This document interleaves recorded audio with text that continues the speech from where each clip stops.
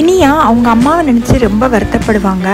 Daddy எப்படியாச்சும் அந்த 2 ரெஸ்டாரண்ட்டையும் அவங்கக்கிட்ட இருந்து திரும்பி வாங்கிடணும், மேரேஜுக்கு என்ன செலவானதோ அதையும் வாங்கிடணும் டாடி அப்படின்னு சொல்லிட்டு இருப்பாங்க. எல்லாம் பேசி முடிச்சுட்டு அவங்க ரெடி ஆகிட்டு ஆஃபீஸ் கிளம்பலான்ட்டு எந்திரிப்பாங்க.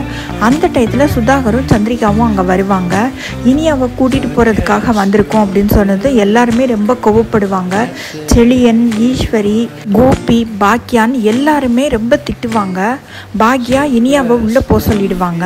இனியாவை அனுப்பவே முடியாது, அதோட சும்மா விட்டுருவேன்னு நினைக்கிறீங்களா, நான் கண்டிப்பாக போலீஸ் கம்ப்ளைண்ட் கொடுப்பேன்னு பாக்யா சொல்லிடுவாங்க. சுதாகர் ஈஸ்வரியை பார்த்து அம்மா நீங்கள் பெரியவங்க அப்படின்னு ஆரம்பிப்பார். ஈஸ்வரி அவங்களுக்கு என்ன தோணுதோ அத்தனையும் பேசி நல்லா திட்டி விட்டுருவாங்க. கோபியை சம்மந்தி நீங்களாவது சொல்லுங்கன்னு கேட்பாரு சுதாகர். இனிமேல் நீங்கள் சம்மந்தின்னு கூப்பிடாதீங்க அப்படின்னு சொல்லிடுவார் கோபியும். சுதாகரும் சந்திரிகாவும் திரும்பி போயிடுவாங்க. சுதாகர் நிதிஷை ஜாமீனில் எடுத்துகிட்டு வருவார். சந்திரிகா அவனை பார்த்த உடனே என்னடா என்னாச்சு, எதுவும் அடித்தாங்களா என்ன ஏதுன்னு கேட்பாங்க. சுதாகருக்கு ரொம்ப கோவம் வந்துடும். இன்னொரு தடவை இந்த மாதிரி பண்ணேன்னா நான் உன்னை கொன்றுவேன் அப்படின்னு சொல்லி மிரட்டுவார்.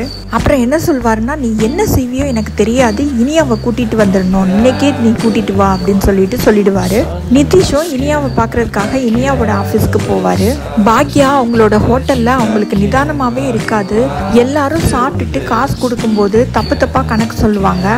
ஆகாஷ் தான் ஒரு தடவையும் கணக்கை கரெக்டாக சொல்லி ஆண்டி இவ்வளோ வாங்கணும்னு சொல்லுவார். எல்லாரும் போனதுக்கப்புறமா ஆகாஷ் ரொம்ப ஃபீல் பண்ணி, ஆண்டி என்னால் தானே இவ்வளவு கஷ்டமோ, நான் இனியா கூட பேசாமல் இருந்திருந்தா இந்த பிரச்சனையே வந்திருக்காதுல்ல, இனியாவோட வாழ்க்கை நல்லா இருந்திருக்கும்லன்னு சொல்லி ரொம்ப ஃபீல் பண்ணி பாக்யா கிட்ட சொல்வார். பாக்யா ஆகாஷ் கிட்ட அதெல்லாம் ஒன்றுமே இல்லை ஆகாஷ், நீ ஒரு தப்பும் பண்ணலை, நீ தான் பேச மாட்டேன்னு சொன்னதுலேருந்து பேசாமல் தானே இருந்த, இனியாவும் பேசாமல் தானே இருந்தா அப்படின்னு சொல்லுவாங்க. நிதிஷ் இனியாவோட ஆஃபீஸ்க்குள்ளே போகிறதுக்கு ட்ரை பண்ணுவார். நான் அங்கே உட்காந்துருக்கிறவங்க ரிசப்ஷனில் உட்காந்துருக்கிறவங்க அவங்கள உள்ளே விட மாட்டாங்க.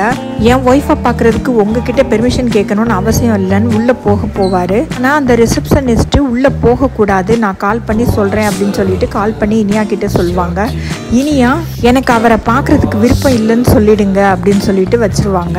அந்த ரிசப்ஷனில் இருக்கிறவங்க நிதிஷ்கிட்ட இனியா அவங்கள பார்க்குறதுக்கு விருப்பம் இல்லைன்னு சொல்லிட்டாங்க அப்படின்னு சொல்லுவாங்க. சொன்ன உடனே நிதிஷ்க்கு ரொம்பவே கோவம் வரும். உடனே இனியாவுக்கு கால் பண்ணுவார். ஃபஸ்ட்டு எடுக்க மாட்டாங்க. அடுத்து இன்னொரு டைம் கால் பண்ணும்போது இனியா சுவிட்ச் ஆஃப் பண்ணிடுவாங்க ஃபோனவே. நிதிஷ்க்கு ரொம்ப கோவம் வந்து உள்ளே போகிறதுக்கு ட்ரை பண்ணுவார். அந்த ரிசப்ஷனில் இருந்தவங்க அவங்கள உள்ளே போகக்கூடாதுன்னு சொல்லிடுவாங்க. அதனால அவங்கக்கிட்ட சண்டை போட்டுக்கிட்டு இருப்பார். அந்த நேரத்தில் இனியாவோட ஃப்ரெண்ட்ஸ் எல்லாம் அங்கே உள்ளே வருவாங்க. நிதிஷை பார்த்ததும் அவங்களுக்குள்ளேயே பேசிக்குவாங்க. ஏன் இது சுதாகரோட பையன் நிதிஷ் தானே, எப்போ ஜெயிலிருந்து வந்தான் அப்படின்னு சொல்லி பேசிகிட்டு இருப்பாங்க. அதுக்குள்ளே நிதிஷ் அவங்கக்கிட்ட, நீங்கள்லாம் இனியாவோட ஃப்ரெண்ட்ஸு தானே, நான் இனியாவோட ஹஸ்பண்ட் வந்திருக்கேன், இனியாவை பார்க்குறதுக்கு அலோவ் பண்ண மாட்டேங்கிறாங்க அப்படின்னு சொல்லிக்கிட்டு இருப்பார். அதோட இன்னைக்கு எபிசோட் முடிஞ்சது.